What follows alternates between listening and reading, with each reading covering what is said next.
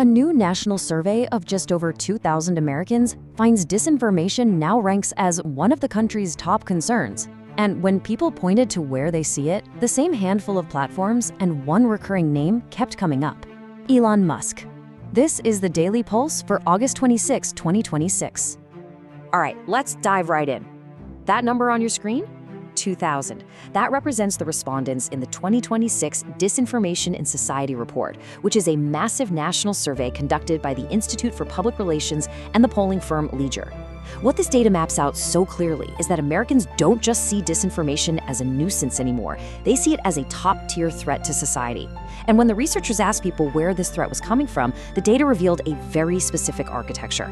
Rather than just vague, generalized anxieties, respondents repeatedly pointed to the exact same actors. Figures like Donald Trump and Elon Musk frequently overlapped in these findings, right alongside major platforms like X, TikTok, and Facebook. So the survey paints a very clear picture. The public is acutely aware of the threat, and they are pointing directly at specific individuals and platforms within our digital infrastructure. But understanding that public fear, that's really only the first step.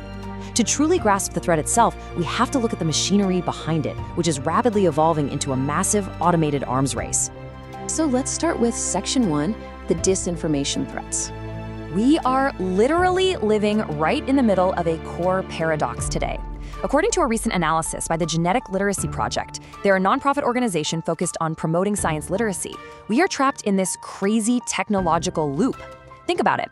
Engineers are frantically building these powerful artificial intelligence and large language model tools specifically designed to detect and flag misinformation. Yet that exact same underlying technology is simultaneously being used to generate and blast out disinformation at a scale we have absolutely never seen before. The very tools being built to solve the crisis are actively fueling it. And that leads us perfectly into how this technology is being weaponized. Because it's not just random bots acting up anymore, it is a highly monetized cross-border infrastructure that is actively targeting global elections. It's a full-blown business model. Which brings us to Section 2, cross-border influence operations.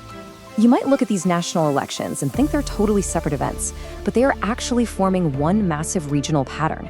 Take Mexico, for example. The investigative outlet Controlinia recently detailed how the presidency exposed an opposition-linked network of roughly 560,000 bots and trolls, over 500,000, specifically targeting President Sheinbaum. Meanwhile, over in Colombia, the independent news organization Novara Media reports that outgoing President Gustavo Petro is openly accusing an Israeli tech firm called Blackcore of election meddling. And these aren't just isolated incidents. Independent researchers who analyze this data on social platforms have actually traced these events back to a shared Latin American right-wing influence pipeline. It's a system that literally just copy-pastes the exact same digital consulting frameworks and often the exact same suspected actors to try and sway democratic outcomes across entirely different borders. But here's the thing. This cross-border influence infrastructure doesn't just stop at electoral campaigns. It easily crosses right over into issue-based propaganda. There's a fascinating cross-border investigation by an independent investigative network called V-Square, and they show how these coordinated campaigns are going after major institutions. They've identified networks operating under names like Al-Ra and the Creative Society, and what they do is actively blend climate change conspiracies with other forms of disinformation. And their targets are huge. They are aiming this coordinated messaging straight at the Vatican and the US Congress. The takeaway here is clear. If you build an automated influence machine, you can point it at absolutely any target, political or institutional, anywhere in the world. So, having looked at the macro-political side of things, we now need to shift our focus down to the micro level. Let's look at how this explosion of AI and data capture is actually intersecting with our daily civilian lives. Moving on to Section 3, AI and mass surveillance. Okay, the sheer scale of the surveillance apparatus that is quietly assembling itself all around us is wild. The tech magazine Wired is reporting that a service called People Finders is now heavily marketing background checks to be run on your dates. Yeah, they are totally normalizing deep data surveillance in everyday social interactions. At the exact same time, Wired also got their hands on the underlying code for a powerful new AI tool being rolled out by a company called Flock to police departments, which drastically escalates automated law enforcement tracking. And if you think, oh, well, this is purely a corporate pursuit, it's really not. Newly released Freedom of Information Act documents published by the Virginia Political Newsletter reveal that state fusion centers in Virginia were actively coordinating multi-agency surveillance of civilian protests. The very tools of the digital arms race, they're being deployed directly against the public. And this creates a devastating disconnect. On one hand, we're seeing the very real human cost.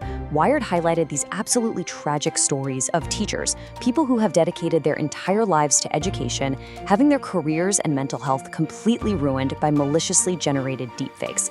But then, on the other hand, in stark contrast, Silicon Valley exhibits this ongoing structural inability to understand why the general public increasingly hates AI. The tech industry views this as a simple public relations problem they can spin, while the public is experiencing it as a literal direct threat to their livelihoods and their reputations. Let's scale that digital threat back up to the level of state actors for a second. Wired is reporting that Chinese state-sponsored hackers are actively planting what security experts are calling digital bombs right inside foreign civilian infrastructure. We're talking systems like water and power grids here. The line between a digital vulnerability and a physical, real-world catastrophe is being intentionally erased. And that erased line marks a critical shift in our narrative today, moving us away from the digital, theoretical, and political realms and straight into visceral, physical consequences. That brings us to Section 4, Real-World Casualties. This number, it represents a truly grim reality. Wired reports that the United States has just recorded its first 2 measles deaths of 2026. Both of the individuals who died were in Pennsylvania, and both were unvaccinated. We have to be clear here. This isn't just a medical failure. It is the direct, lethal endpoint of a massive information failure. So how exactly does an information failure like that happen? Well, in the wake of these deaths, the political magazine The New Republic severely criticized Robert F. Kennedy Jr.'s messaging, pointing out that he was publicly insisting measles was under control right as these fatalities occurred. But the mechanics of why this kind of messaging actually works with the public, that was explained perfectly by a recent experiment conducted in Singapore by the Harvard Kennedy School's Misinformation Review. Their research found that if you dress up health misinformation in the language of pseudoscience, or if you frame it as the secret knowledge that elites are trying to censor, it massively boosts its credibility with people. According to the study, this tactic effectively weaponizes anti-institutional distrust to sell medical falsehoods, with the ultimate cost measured in human lives. What we are seeing is that the disinformation and surveillance ecosystems we just explored are intrinsically linked to the capture, the decay, and the deliberate dismantling of the very institutions meant to protect the public. Which leads to our final section, Section 5, Eroding Global Institutions. Let's map out the geographic spread of this democratic backsliding, because it is literally happening everywhere. Down in Nicaragua, recent testimony before the U.S. House Tom Atlantos Human Rights Commission documented the government's mass shutdowns of non-governmental organizations. It's a brutal, sweeping repression of civil society.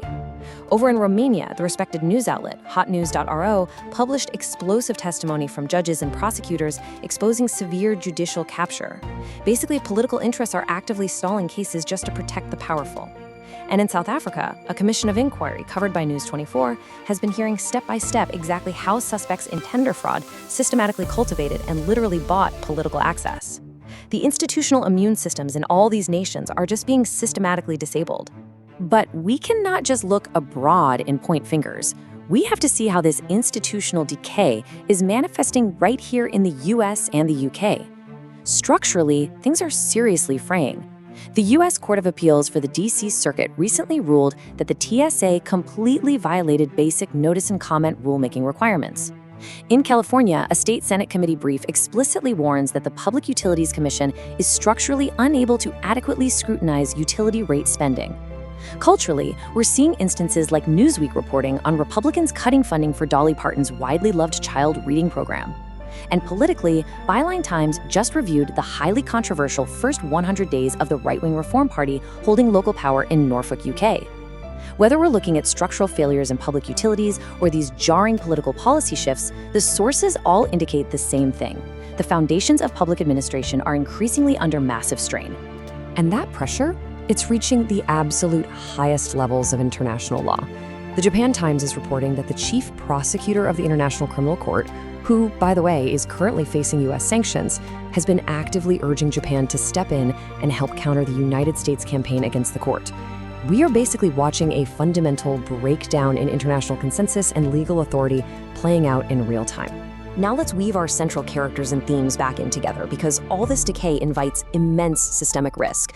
Wired is warning that a recent Supreme Court ruling regarding mail-in ballots has essentially invited chaos into the administration of the upcoming midterms. Meanwhile, Wired also notes that Elon Musk, who, remember from our very first slide, the survey data specifically named as a primary conduit of disinformation, is expected to point his vast financial machine directly at Texas politics, utilizing his wealth to reshape administrative power there. But on the flip side, fighting back against this exact kind of unchecked platform power, we look to South America. A peer-reviewed analysis in the journal Reces breaks down how Brazil's Supreme Court is aggressively narrowing platform immunity in a direct attempt to regulate the disinformation machine. This brings us to our final thought for today's explainer. Think about the path we've just traced, from automated AI disinformation and multi-million bot networks, straight into mass civilian surveillance, to actual physical casualties, and finally ending at the capture of global institutions. The underlying engine driving all of this is the weaponization of distrust. You see, disinformation erodes public faith in institutions, right? Which then makes those very institutions incredibly vulnerable to being captured by wealthy actors and extreme political movements, who in turn dismantle the guardrails that prevent disinformation in the first place. It's a vicious cycle. So the question we must leave you with today is this: what happens when the machinery of disinformation fully merges with the institutions meant to regulate it? All the source articles we drew on for today's analysis are linked in the explainer's description below.